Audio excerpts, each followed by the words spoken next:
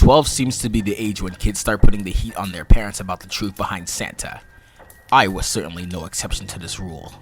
How were Santa's elves able to quote-unquote make that video game I wanted in their workshop? I thought Nintendo owned Mario. Or how about the ever infamous quote-unquote visiting every house in one night question? Did the jolly man own some kind of time-extending device? Or perhaps the most obvious question of all, how could he have lived for this long? A lot of people say he trains apprentices who take his place every few decades. Others claim he's just immortal. As for everything else, magic seemed to be the universal lie everyone had agreed on. Whatever the case, I just went with the conclusion that it was my parents' doing. Of course they deny it and claim ignorance if I confronted them, but it wasn't enough to dissuade my beliefs. So one Christmas Eve, when I couldn't sleep as these questions danced among my dreams of sugar cereals and new games, I decided to investigate the noises coming from my living room. This time, surely, I would catch my dad or mom in the act of stowing presents under the tree. At least then they let me in on the truth. But as I entered the living room, I saw a man before me that I did not recognize. He was dressed in red and white, with a slightly overweight body, and he wore a stringy fake white beard. His hair, or what remained of it, was graying around the edges of his classic Santa hat, and his eyes were wide with fright as he dropped a present under the tree. Being the intuitive youth I was, I came to one of two conclusions. Either this was a home invader stealing my family's gifts, or this was the real Santa. I opened my mouth to scream, but the man rushed towards me and covered my mouth. "Shh, shh," he said, putting a finger to his mouth, trying a smile. Tears began to roll down my cheeks. I was petrified of this man. Then, slowly he took back his hand and extended it towards me. "It's all right there, little one. You know who I am, right?" I nodded, not shaking his hand back. The trembling man nodded as well, then grabbed an empty sack lying on the floor and gestured to the tree. "Look, see? I bring gifts. Now run along to bed, or I might have to put you on the naughty list." He started drifting towards the deeper, hearty voice stereotypically associated with Kris Kringle, but I wasn't fooled. Regardless, I wiped my eyes and began to step back from the living room, trying to create some distance between me and the stranger. The man simply watched, wiped his brow, and proceeded to approach the fireplace. I stopped and observed, confused as to how he was going to leave my house, but a blast of green flames erupted from the chimney, and the man fell back to the floor.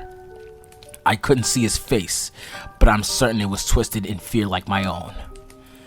A massive bony hand spawned from the fire, and the arm that followed was draped in raggedy fur. Then another arm, and then the skull of some wild creature with two large horns followed, nearly as large as the fireplace itself. The bones popped and snapped as it slammed its hands onto the floor. The entire monster was engulfed in the flame, yet it did not seem to burn anything in the house. "Eddie," the monster declared, speaking to what I guessed to be the man on the floor. No, Eddie shouted back. "I did my part, see? 10,000 houses, just like you said, right? 10,000. I did my part. And yet you allowed a human child to see you. You know the rules." "Look, I've learned my lesson. I'm sorry. I made a mistake. Just let me go, please. I delivered all the—" "Let you go? Did you let that woman go, Eddie? I don't seem to recall you letting her go. This was your second chance, and you've wasted it." "What are you gonna do?" Eddie whispered. I could make out his quaking figure being overshadowed by the creature in the fireplace. The next sound to be heard was a crunch, with a soft beginning and snapping finish. I jumped as the sound repeated a few times, finally letting out a shaky breath. I prayed in my head that it wasn't what I thought.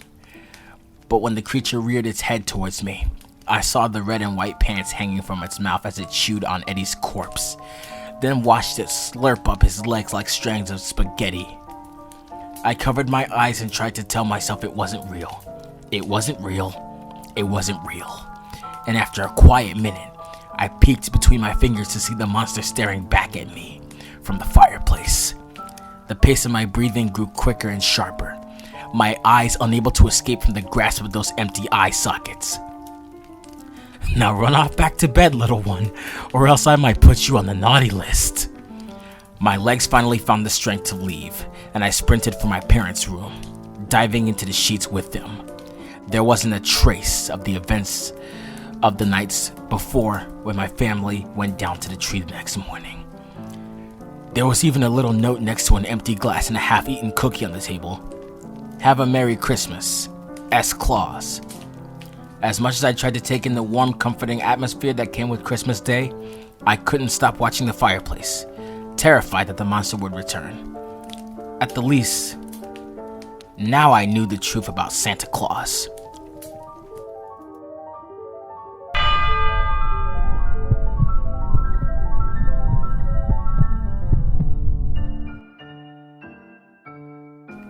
Well, looks like it's about that time where we get into the review of this story. I'm actually quite impressed with what I read, because this actually manages to capture the realism of a Christmas experience. Like, if a person actually saw Santa coming into their house, some people would actually experience quite a lot of fear, but holy shit, this really exceeded my expectations. Most of the stories on this series that I have read previously have not really been that good, but I think I might actually give this a 10 out of 10 review. This one actually merits a positive score. Like, of all the Christmas stories that I've been looking for to read, I did not think that this one would actually be this good. You know? But holy shit. Like, this took a dark turn really fast. Like, a monster coming in, chewing in on the corpse of a person who was portraying Santa Claus. I think that's what it was, but Jesus Christ. I'm like, in the end, it makes it sound like Krampus won that battle. Like, Krampus ultimately took a win there. Like, this was, but like, yeah. This was actually really good. Like, it had original elements. Did not need to rely on gore to make this look good. Damn. God damn. This one, if I read this story to kids, it would ruin a lot of childhoods. But yeah, yeah, this is absolutely perfect. Once again, I stand by my 10 out of 10 rating, and I think this might have been one of the perfect Christmas stories for me to read during this season. But yeah, I digress. That was the 7th episode of Diamond Reads Reloaded, and I hope you guys enjoyed this story as much as I did. So yeah, I'll be making more episodes very, very soon, I promise. So yeah, like this video, subscribe, and turn on notifications so you don't miss a beat, because I post new content almost every single day, or basically whenever I feel like it. I am going to go ahead and spend the rest of Christmas with my family, so I'm just going to end it here. Until next time, take care of yourselves and each other, and stay blessed. And until we meet again, happy holidays and Merry Christmas from Rebel Shadow. I'm out.